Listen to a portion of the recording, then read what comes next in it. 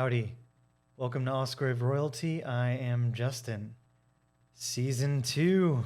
We made it.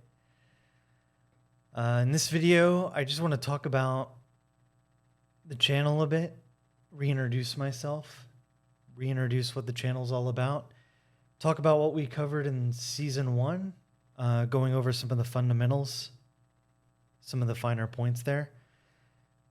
And we'll talk a little bit about what we're doing in Season 2, though I do have a video for just more details on Season 2 coming out as well. So, I am Justin. This is Osgrave Royalty. This is a channel where we just explore ideas. What ideas? Whatever ideas I want. Whatever ideas I enjoy. Joking aside, I think I have pretty good taste in terms of covering the ideas that people would be able to carry around with them at every moment in their lives. I have a background in philosophy. I have a degree, not that I'm citing any kind of authority. On the contrary, college may have been kind of a mistake, but that's a different rant. I'm just saying that that's always been my interest since like the early days of high school. I have some videos about that in Season 1 if you want to check those out. But the reason why I was attracted to philosophy is that unlike any other discipline, you use philosophy at every single moment in your life. Every single interaction with yourself, with doing self-work.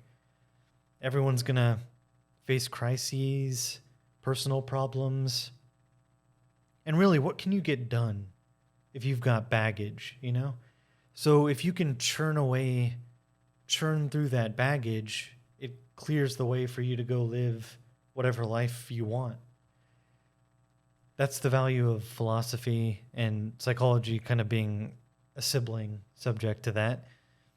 That's, I'm attracted to those kinds of tools, right? There's a lot of suffering in the world right now. And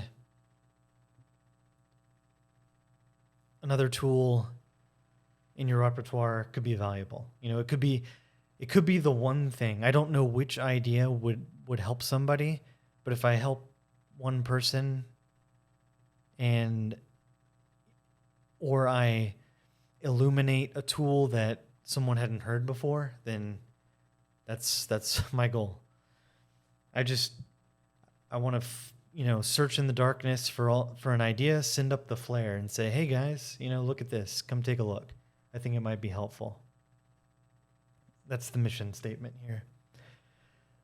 In that vein, in Season 1, we talked about the book Archetypes by Dr. Anthony Stevens. And I chose archetypal psychology because I feel that it's a niche of psychology that is very practical and can actually give you a tool to do self-help with.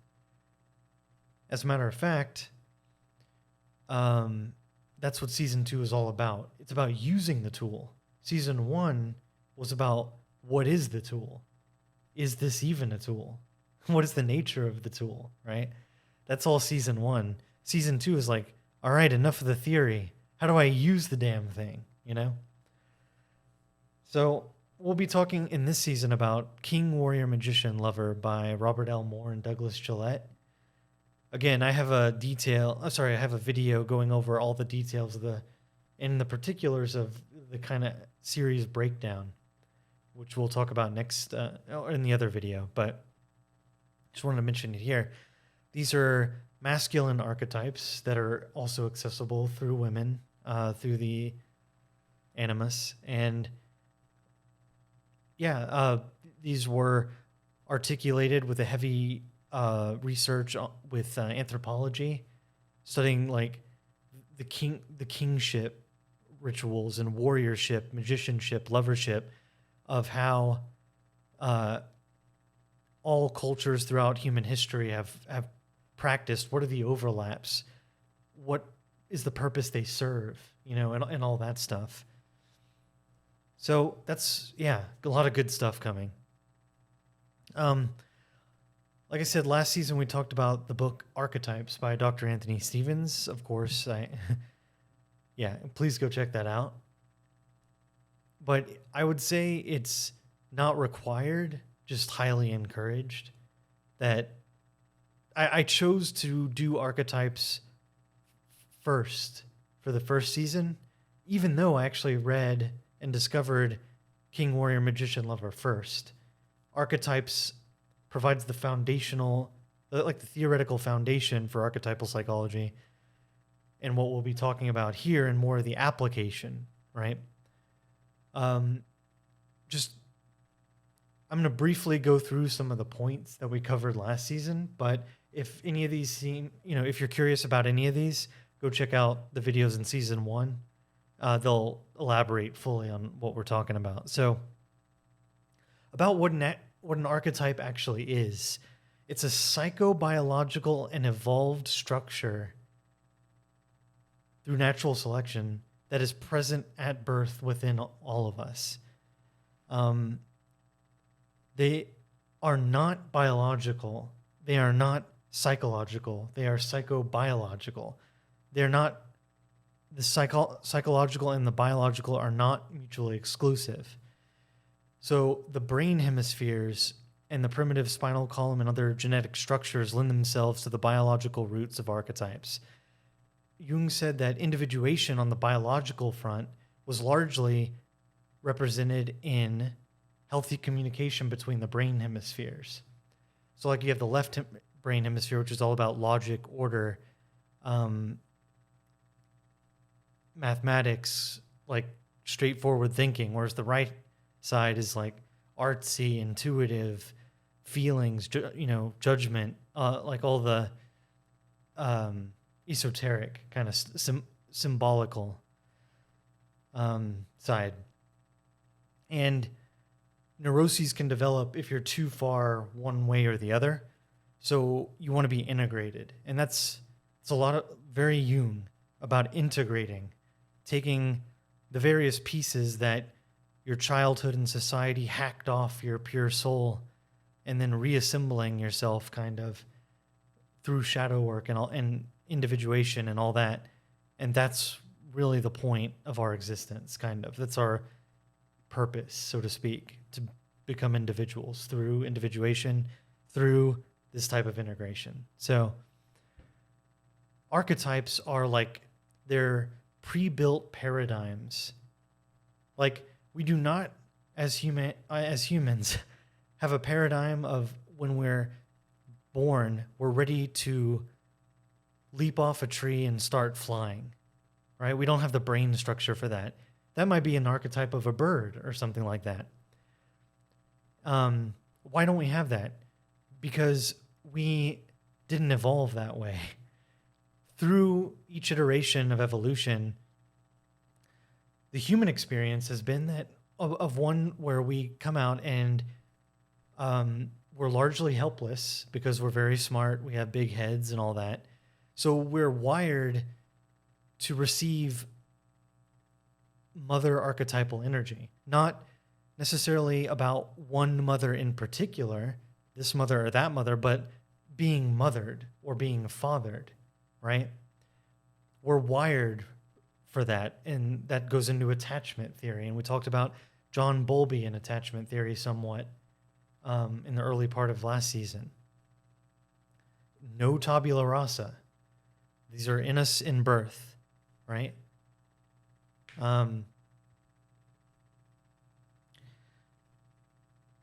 We talked about how we form attachments and what dysfunction can take place if those attachments are archetypally frustrated. And that's a jargon term, which we talked about last season, which is, it's not about this mother or that mother. It's about whether the child feels mothered or perceives itself as receiving the mother archetype. That sounds very vague, but I think we all know exactly what that means. Dr. Anthony Stevens started getting interested in all this when he was doing work at the Matera Baby Center in Greece. And there were um, a large group of abandoned infants or abused children and an equal amount of nurses.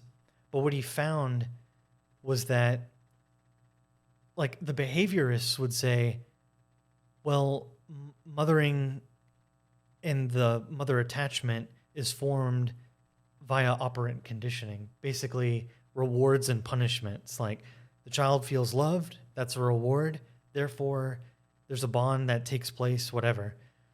It's not about the necessary actions, because what he found was the infants would sometimes even become attached to nurses that they never even interacted with. And there were nurses that were assigned to each one, but the infants would often bond with nurses that spent less time with them. It seemed to make no sense until you realized it's all about how the child is perceived, how the child perceives and receives the mothering, not the mother's intentions or any one action that raises like the power level of mothering or something like that.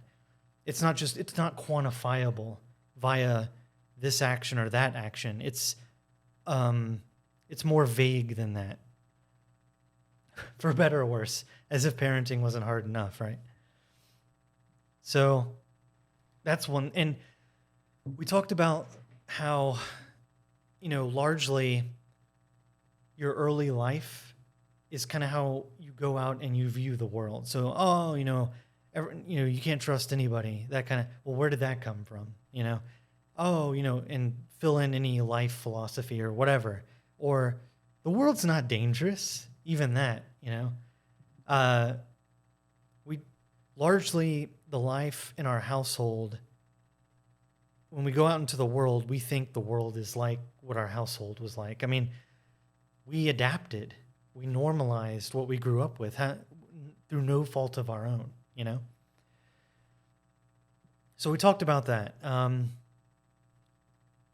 We talked about the anima and the animus and how those are accessed and their significance in terms of their role in the psyche. And we talked about my favorite subject, still my favorite subject, the importance of initiation. If there's one video I'd recommend going to check out, it's my video on transformation and initiation and alchemy. And there's a chunky chapter devoted to it in the Dr. Anthony Stevens book. And we went over that, but I brought in some other things for that subject. As a matter of fact, Robert L. Moore, who's the author of King, Warrior, Magician, Lover, he only, his first entry, the reason he got into archetypes at all was because he was studying the occult and in the initiation and ritual process about what the significance is, how it transforms, and the nature of it, right? We talked about sacred space and profane space, liminal and liminoid space. How a vacation may be entertaining, but a getaway, but it's not transformative. So it's still profane or liminoid. People in Western societies often mix up the two, like looking forward to a vacation as if the expectation is they'll be somehow transformed by it, right? Well, yes, in a sense that they'll have new experiences that might make them think different ways in some small amount. But when we talk about initiation, we're talking about an intense, highly ritualized set of procedures to evoke a specific kind of powerful transformation. And it's overseen by a ritual elder who knows the significance of the steps, who can perform the rituals properly so as to cook, that's an alchemical term, to cook the initiate properly so that they get the message, right? And initiates can be overcooked and they can be undercooked. Undercooked would be like, I don't know. I didn't think about this. I'm on the spot, but like it's like going through a haunted house and you fail to be sufficiently scared and you're like, ah, that was kind of disappointing. Whereas if somebody goes into a haunted house and they're like traumatized and they have to enter a mental institution or something, they got overcooked by that heat. And the heat is the transformational energy that, like the haunted house, that's what I got on the spot. Forgive me, but there are more details about that in that video. I'd highly recommend checking it out. So, we also spoke about projection and how what we fail to make conscious will unconsciously be enacted in the world, and how that just affects society and planet Earth. I mean, who has their hand on the big red button? A human. What does a human have? Conscious, subconscious, archetypal structures. And if those archetypal structures are frustrated and they cause mental distortions,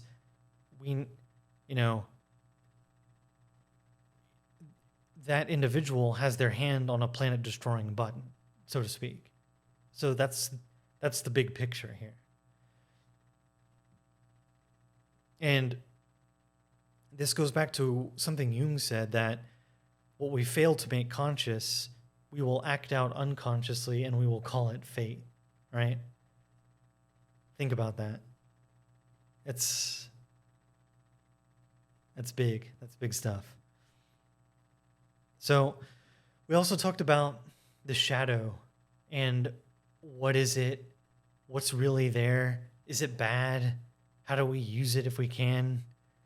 So, and one thing Dr. Stevens brought up, he got this from somebody else. I'm blanking on who he got it from on the spot, but it was a game you could play to get started with shadow work called Who is the Person I Hate the Most?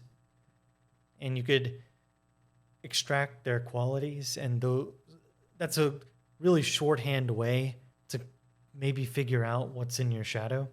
Another thing is where I first heard this term, the golden shadow, from Thais Gibson, who runs the Personal Development School. It's a YouTube channel about attachment theory, which I would highly recommend. The golden shadow, like the shadow's not just all your bad qualities. It can be good qualities. Maybe you tried making a joke and nobody laughed, so you decided I'm not funny. But you may be funny, but it's in your shadow and you can't access it. So you've disassociated your good sense of humor, right? So I guess another game you could play is Who's the Person I Love the Most, and extract their qualities. And there might be something there, maybe not. Because I don't know if that would work as well. I'm just on the spot here. But that might not work as well because I think you're naturally predisposed to already head to those qualities. You probably don't, you're probably not blind to the qualities you are trying to achieve, but maybe not. Or maybe you think like, maybe someone you admire. Who do I admire the most? Like, oh, I could never be that. I could never be that funny, or I could never be that socially adept, or whatever. Maybe that's the game. I could never be ... and fill in the blank. Maybe that's your golden shadow. I just made that up. I'll take royalties for that. And at the end of season 1, we talked about the transcendent function, and Jung and analytical psychology gets a bad rap for being kind of esoteric, kind of out there, like palm reading or something. Archetypes, archetypes and unicorns or something. I just, when you say the word archetype, most normal people, everyday people, draw a blank,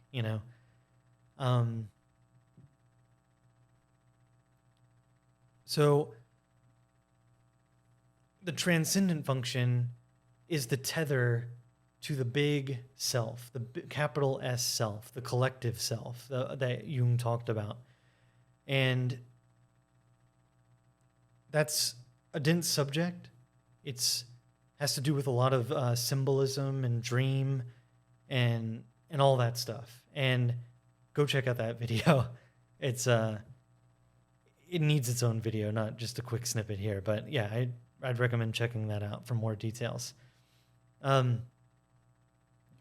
Another thing is, like, I want to emphasize that with King, Warrior, Magician, Lover, these aren't arbitrary, like, they aren't arbitrary symbols or words. Like, it can't be computer, wheel, grasshopper, dolphin. Why King, Warrior, Magician, Lover? Why those specific things? Again, it ties in with the anthropology, ties in with analyzing, like, why kingship and warriorship and magicianship and lovership, why they've consistently been iterated upon throughout all of human history. There must be something to that, and that's the examination that Moore and Gillette are taking on.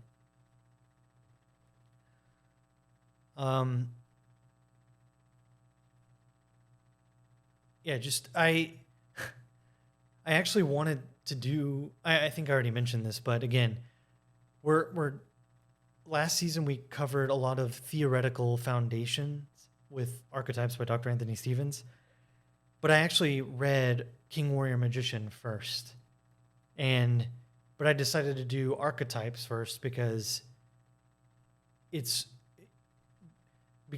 I wanted to lay the groundwork. I thought it'd be a good foundation, and then we build on that with this book, with the application of King, Warrior, Magician, Lover. So there are going to be 22 episodes, and I'll have the schedule posted in the description.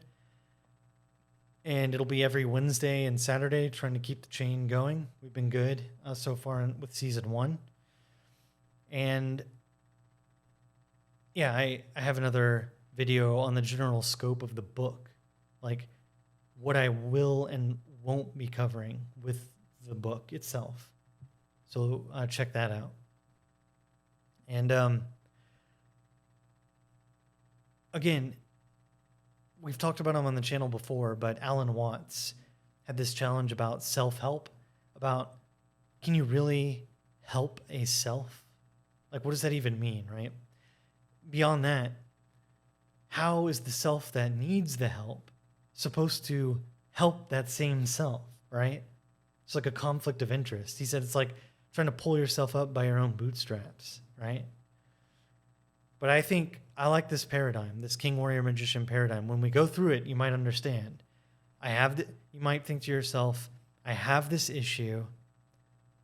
I filter it through the King, Warrior, Magician, Lover paradigm and say, I see, I need to get less possessed or more accessed with my warrior archetype.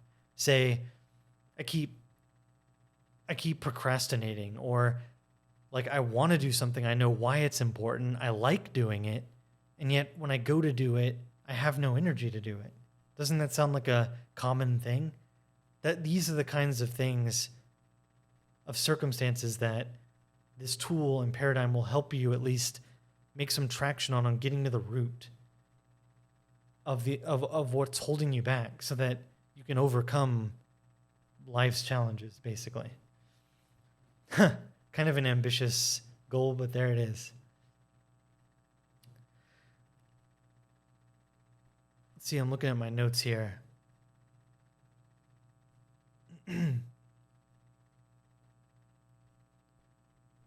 So I have written here, by being able to label and now...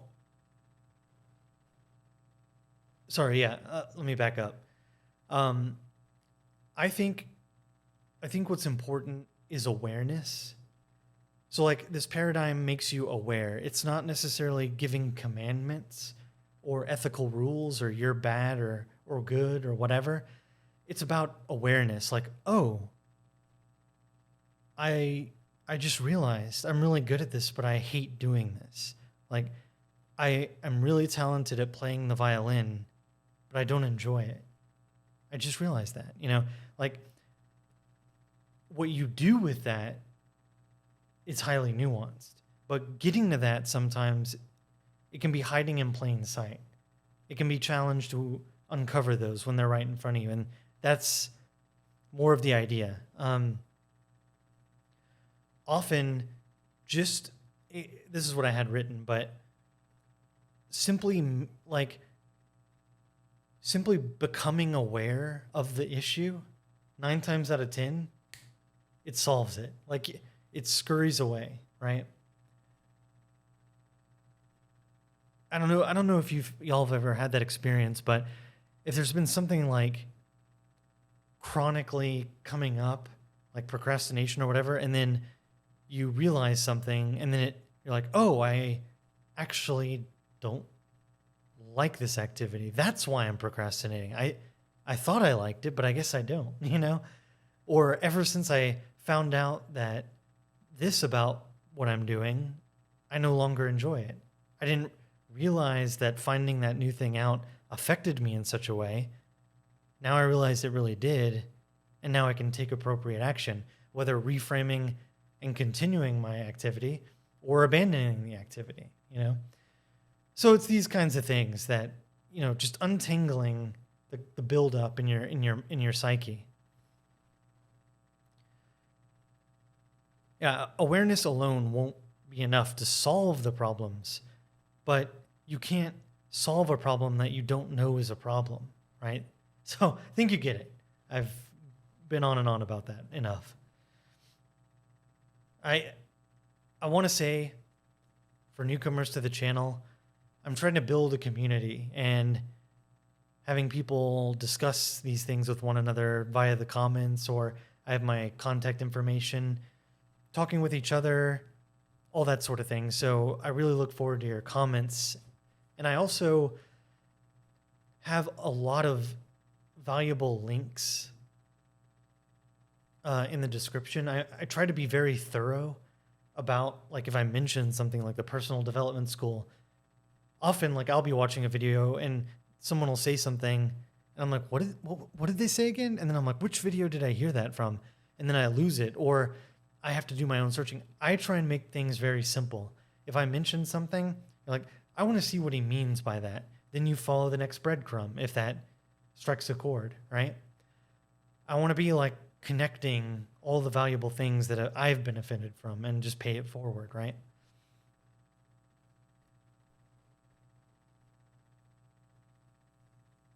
I'm new to YouTube, so I've been doing this like a few months now, and I'm learning a lot, not just about archetypal psychology and all the research that went into that, but about audio, video, about production, about marketing, all like the YouTube platform itself, the algorithm, all kinds of stuff. So I'm a newbie to YouTube, and I just want to be clear about that. I'm always trying to grow, and again, I look forward to your comments and feedback about how I could do better and what kind of content y'all want to see. But I'm enjoying it so far. I'm about, a few months in. So, that's about all I got. Welcome to season 2. This is going to be good. It's going to be good. I'm excited to do these videos. A lot of good information here. Look forward to my other video about the book and the specifics of these, what I'll be covering in the series itself later. So I will see y'all later. Y'all take care. Welcome to season 2. Bye-bye.